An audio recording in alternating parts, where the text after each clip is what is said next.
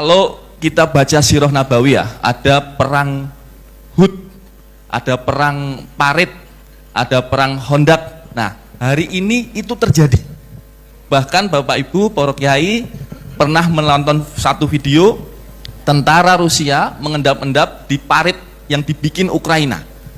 Jadi ini perang tahun 2023 yang mengulangi situasi Hondak dulu. Perang parit, tusuk-menusuk menggunakan bayonet, dan itu terjadi. Artinya mungkin tidak kalau kemudian Indonesia akan menghadapi situasi yang sama. Kajian kami di Deputi 5 Polhukam dengan Lemhanas, bahkan kita sudah mempersiapkan diri jika terjadi situasi dinamis sehingga pada tahun 2030, yaitu sekitar 7 tahun lagi, kita akan menghadapi perang konvensional.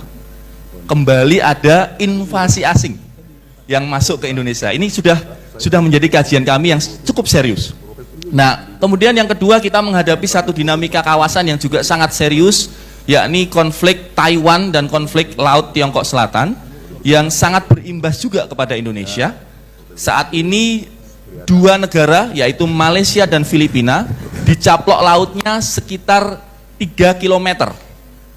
3 km kalau dari batas pantainya mungkin sekitar 30 mil batas pantai yang kemudian dicaplok oleh Tiongkok. Nah, hanya tinggal menunggu waktu apabila kemudian tiba-tiba kita di dekat Batam sana, di Natuna sana, tiba-tiba Tiongkok mengumumkan ini laut kami, ini laut saya. Lalu kita harus bagaimana? Bapak Ibu, kalau kapal induk Tiongkok itu bergerak langsung dari pangkalan mereka di Guangzhou, mereka bisa membawa 3 skuadron pesawat tempur. 3 skuadron itu kalau satu skuadronnya 11 berarti 33 pesawat tempur di atas kapal. Kalau itu terbang langsung dari perairan di utara Natuna, dalam waktu 5-10 menit, semua bandara kita sudah bisa dibom. Nah, ini situasi yang hari ini kita hadapi, bahwa Indonesia berada dalam situasi yang sangat-sangat strategis. Berikutnya ada ini satu peristiwa yang cukup mengagetkan, yakni Evergrande ini semacam perusahaan properti besar di Tiongkok yang bangkrut, yang kemudian menimbulkan krisis yang luar biasa di Cina, di Tiongkok. Bagaimana Xi Jinping mengatasi krisis?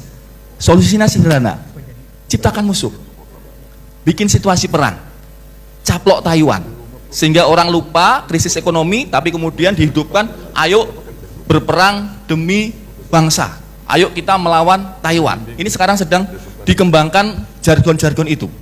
Artinya kalau kemudian mereka akan mengambil Taiwan, tentu saja Amerika Serikat tidak akan tinggal diam.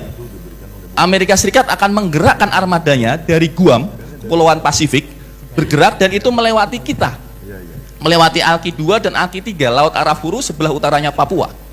Pertanyaannya, kalau mereka lewat, kita persilahkan atau tidak? Nah, kalau kita persilahkan, kira-kira Tiongkok ngamuk tidak? Nah, kalau Tiongkok ngamuk, apa dampaknya? Ini yang saya kira hari ini kita juga sedang kerja keras, Pak Kiai, untuk mengkaji beberapa macam kemungkinan-kemungkinan itu yang mungkin saja akan terjadi. Lanjut, Mas Moderator, Mas Operator. Nah, tadi saya sudah sampaikan betapa kita ini sangat strategis. Salah satu problem kami, ya mohon izin kami sampaikan saja, ini karena sudah juga terbuka di media, kita memang secara alutsista harus diakui tertinggal.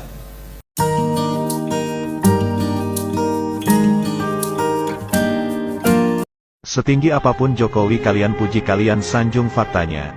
Hutang luar negeri meroket, harga BBM naik, tarif listrik naik. Harga LPG naik, harga sembako naik, harga minyak goreng naik. Pendidikan anjlok, impor pangan gak terbendung, hukum carut marut. Agama diintervensi, demokrasi dikerdilkan, oligarki diktator merajalela. Komunis tumbuh subur, TKA Cina komunis banjiri Indonesia. Dengan fakta itu, apa yang dibanggakan hampir selama 10 tahun memimpin negara ini? Tidak punya gagasan untuk menjadi negara mandiri, membangun negara dari hutang sama dengan mewariskan hutang kepada anak cucu bangsa. Mengendos capres tertentu sama artinya melanjutkan kegagalannya, menjerumuskan bangsa ini ke jurang kehancuran. Kita warga Indonesia yang masih punya akal sehat, rapatkan barisan untuk mendukung capres yang berkomitmen perubahan, agar Indonesia akan lebih baik.